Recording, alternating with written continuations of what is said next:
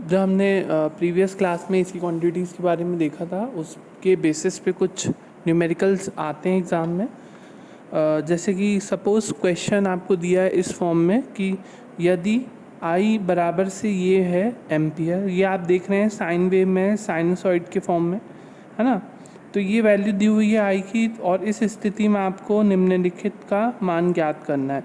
जैसे कि I M maximum value of current, F frequency in hertz, I R M S value of current, average value of current and form factor.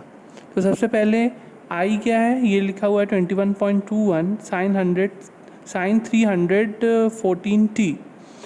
I M sine omega T इस form में रहता है और इसी form में लिखा हुआ है, देखो। तो देख सकते हैं आप आई एम साइन ओमेगा टी, तो आई एम की जगह स्थान पे कौन है, 21.21। तो आई एम की वैल्यू क्या जाएगी, 21.21 एम्पियर।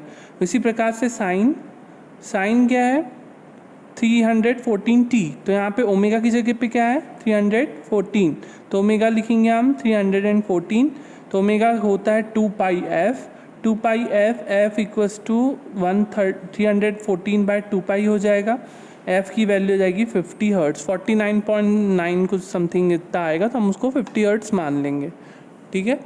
अब आई आर एम एस निकालना हो तो साइनसोइडल इनपुट की आर एम एस वैल्यू हमने निकाले थे, क्या थी वो, V R M S equals to V M by root 2। तो आई भी यहाँ पे साइनसोइडल करंट है, तो इसकी भी आर एम एस वैल्यू क्या होगी, I R M S equals to I M by root 2। इसी प्रकार से एवरेज वैल्यू आई एवरेज क्या आएगा, 2 आई एम बाय पाई, है ना।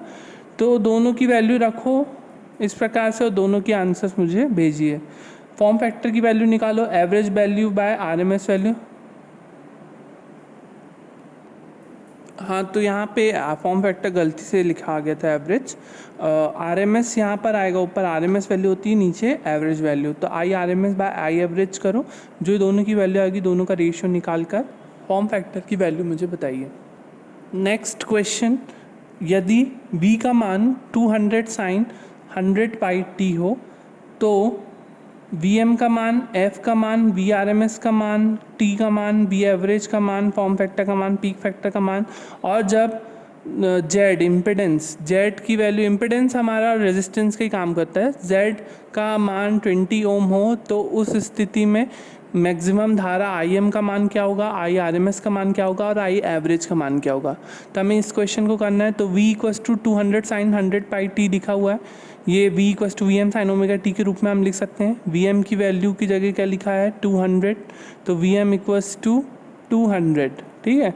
ओमेगा 100 पाई टी, तो ओमेगा टी की जगह, ओमेगा की जगह क्या है, 100 पाई, तो ओमेगा होता है 2 pi F equals to 100 pi, F equals to 100 pi by 2 pi equals to 50 hertz. T time period क्या होता है, inversely proportional to frequency, T equals to 1 by F, reciprocal of frequency हम बोलते हैं। T equals to 1 by F होगा, तो 1 bye 50 की कितना सेकेंड्स आएगा, इसका आंसर भेजें। वी एवरेज की वैल्यू साइनसोइडल वोल्टेज है, तो साइनसोइडल वोल्टेज की एवरेज वैल्यू क्या होती है, 2 VM by pi, 2 VM by pi, VM कितना, 200, इसका आंसर भेजें। Form factor V R M S by V average होता है। वी आर एम एस कैसे निकालोगे, VM बाई रूट 2 से, वी एवरेज आपने निकाल दिया 2 VM बाई पाई से, और दोनों का रेशियो क्या आ रहा है ये बताइए। पीक फैक्टर होता है maximum value by R M S value, तो maximum value is VM, V R M S value is VM by root 2। तो हालांकि ये तो रूट 2 ही आएगा, 1.414। यदि Z की वैल्यू, जैसे क्वेश्चन में हमें दिया Z की वैल्यू 20 ओम है, तो VM की वैल्यू 200 है, हमें पता है। तो IM कैसे लिख सकते हैं, I equals to V by R लिखते हैं, वैसे IM इक्वल्स टू हम VM बाई Z लिख सकते हैं। तो VM दिया हुआ है 200, Z दिया हुआ है 20, तो IM की वैल्यू आ गई 10 एम्पियर। IM की वैल्यू आ गई तो IRMS निकल जाएगा IM बाय रूट 2 से, तो 10 by root 2 this much ampere, और I average 2 IM by pi, तो 2 IM by pi 2 into 10 by pi आ जाएगा। तो this much value of current will come as average and RMS value, ये आप calculate करें और इसका आंसर भेजिए। नेक्स्ट क्वेश्चन, यदि IM का मान 100 एम्पियर है, F का मान 50 हर्ट्स है, तो I का मान ज्ञात कीजिए जब T का मान 1/300 सेकेंड टाइम हो, है ना। मतलब I का मान ज्ञात करें T बराबर से 1/300 सेकेंड पर, और दूसरा क्वेश्चन है यदि आई का मान 80 एम्पियर है तो टी का मान, टाइम का मान ज्ञात कीजिए। ए वाला पार्ट हम पहले करते हैं। आई को हमने मान लिया I equals to I M sine omega T, I equals to है I M sine omega T, तो ओमेगा इक्वस टू यहाँ पे क्या हो रहा है 2 पाई एफ, एफ कितना दिया है 50 हर्ट्ज, 2 पाई इंटू 50 100 पाई, है ना। तो आई की देखो इक्वेशन आ गई, आई 100 साइन 100 पाई टी, है ना। टी हमको दिया हुआ 1/300। अब हमें 1/300 में आई एम की जगह हमने 100 लिख दिया, साइन की जगह साइन, ओमेगा की जगह हमने 100 पाई, और टी की जगह टी हमको दिया है 1/300। तो इस 1/300 सेकेंड में करंट आई का मान हमें ज्ञात करना है। तो इस केस में हम कैसे करेंगे, 100 साइन 60 डिग्री यहाँ से आ जाएगा, क्योंकि 1/300 करेंगे तो 0 0 कैंसिल हो जाएगा और साइन π/3 बचेगा। π/3 को हम डिग्री में लिखते हैं 60। डिग्री में कैसे लिखेंगे, 180/π से डिवाइड मल्टीप्लाई कर दो, तो पाई से पाई कैंसिल, 3 6 18, तो 0, है ना, 60 आ जाएगा यहाँ पर। आई इक्वस टू कितना आ रहा है, भेजें आंसर। बी वाले पार्ट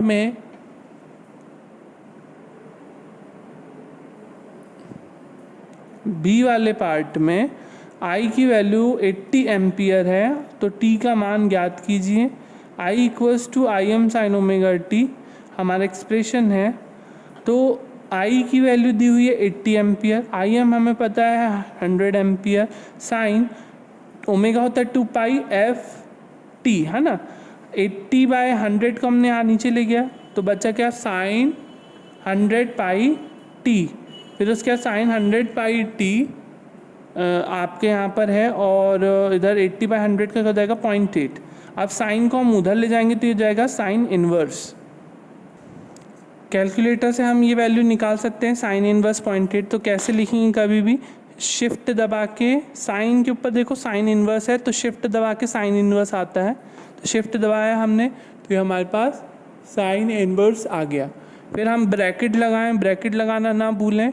ब्रैकेट के बाद क्या है हमारा 0.8, तो 0.8 ब्रैकेट क्लोज, ठीक है। हमने इस प्रकार से लिखना है, ध्यान रखें ब्रैकेट लगाना ज़रूरी है। डिवाइड या प्लस जो भी करते हैं आप, ब्रैकेट वाली चीज़ें पहले सॉल्व होती है बॉड मास के नियम के अनुसार। तो हमने इस तरीके से किया और इक्वल टू किया, तो हमें डिग्री में मिल गया 53.130 डिग्री।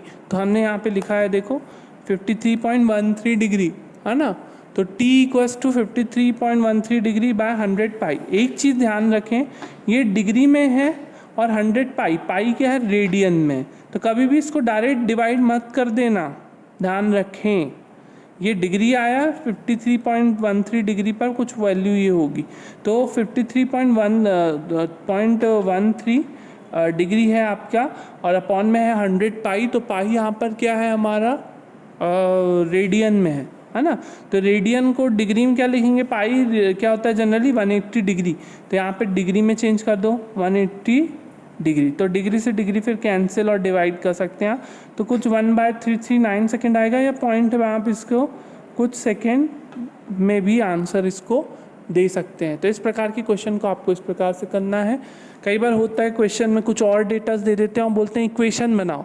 इक्वेशन बनाने के लिए हमें आई एम की ज़रूरत पड़ेगी, साइन ओमेगा की वैल्यू पड़ेगी, और टी हमारे पास रहेगा, तो इक्वेशन भी फ्रेम कर सकते हैं आप।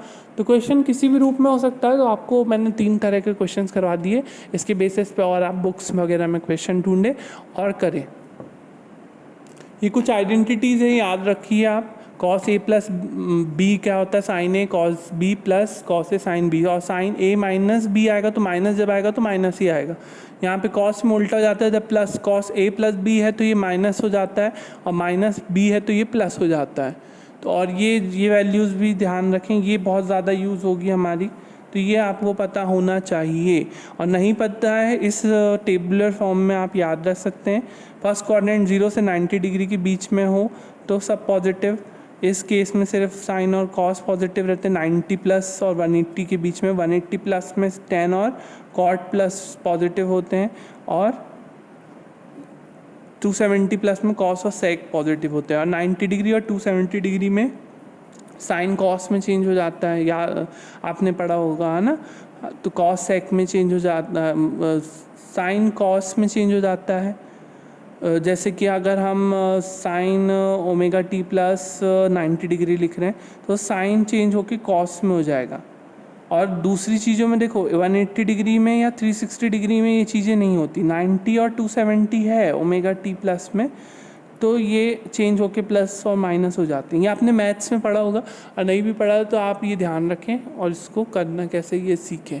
तो आपका आज का टास्क भी ये है कि आप इसके बारे में पढ़ें, इसका मैथमेटिक्स में देखें कहाँ पर है और इसके कुछ क्वेश्चंस करें। ये आपके आगे बहुत यूज़ होगा, तो आपको ये पढ़ना है, या आपका काम है, मैं आपको ये काम दे रहा हूँ।